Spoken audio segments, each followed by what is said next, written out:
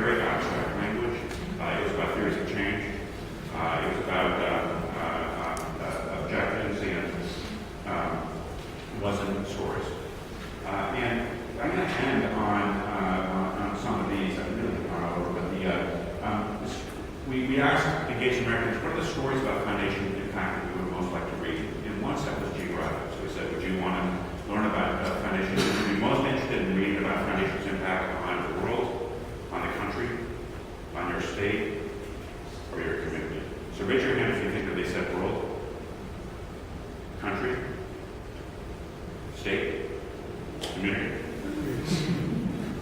You calculate the 79% say community. We also asked another set of questions. Would you be most interested in reading about an example of a foundation's impact on organizations, on issues, or on people? That's what I thought too. It was actually issues. Interestingly enough, 51% on issues, 32% on people, and 70% on organizations. Of course, the big lesson here is to tell your stories, to tell about the impact on all three. Your impact on organizations, how it helps people in certain issues. The Hewlett Foundation communications directors did 2 press releases, one that very transactional, as he would say. The Hewlett Foundation gave $30,000 grant to the American Bar Association to support an association, blah, blah, blah, blah, blah. And then he turned it into 3 stories about how these diverse law students participating in summer internships taste the real world of environmental law. And I think what that last data point tells us is that there's a third iteration. And that is how having an impact on diverse law students in environmental law is important to environmental issues. And read the 3 together.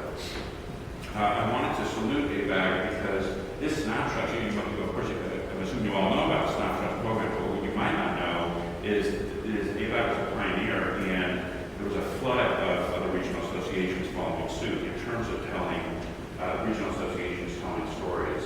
And it was quite inspiring. So I'm going to end with 2 big points, and then sort of tease you with going through the slide really quickly. The most important communications lesson that I've learned in my 20 years of doing this is, and I don't know, I still can't find out who first said this, but the object of the game, the goal, is not to get more people to listen to your story. It's to get more people to tell your story. And we need ambassadors. And we didn't have those ambassadors. We had 3 missing sets of ambassadors, according to Ralph Smith, Casey, of course, who was the chair of the council, in that AB 624 fight. Trustees, executives, and grantees. Sterling Spear talking about how his board is now recognizing the importance of communications. And then finally, a lot of the efforts in philanthropy that I've seen to communicate value comes off more as saying, appreciate us. And the effective efforts don't come off saying, appreciate us. They say, how can we help?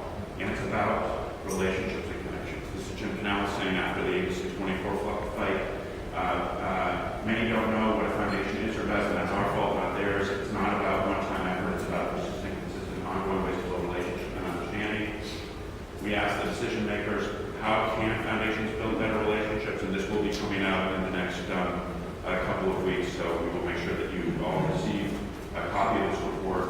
Use your ambassadors, show how you're connected to the community, serve on a government task force, show us and our system respect. Very practical, important points about how to start build relationships. Pam David of the hotline. Philanthropy could be used more than government. Philanthropy could be a smart fleet on the government elephant, inviting it to move a little this way or that. The problem is when philanthropy forgets that it's the fleet and thinks it's the elephant. Florida story, I will tell you that offline. This is Kathy Godney of the Nina Margaret Lecture Foundation, Family Foundation. When we say network, that's our field. What we often really mean is talking to each other.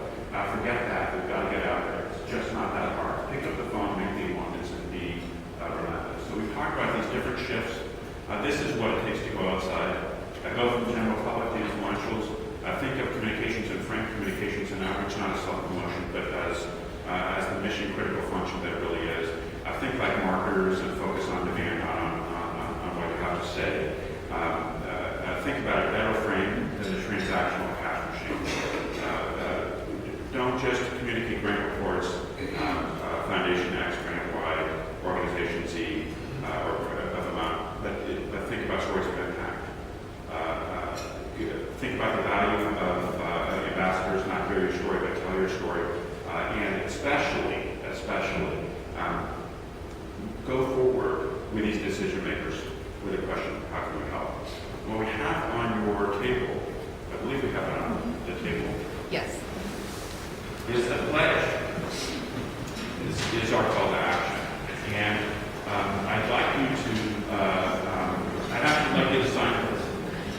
We will. And it's a simple pledge.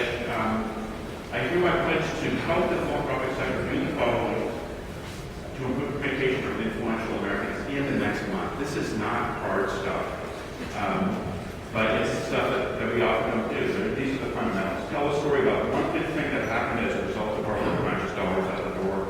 Make a friend in high places. In the next month, I will make an appointment with a key decision maker, maybe that decision maker that you thought of early on. And we can talk about some of the cross-border expectations and what we and our grantees have learned as a result.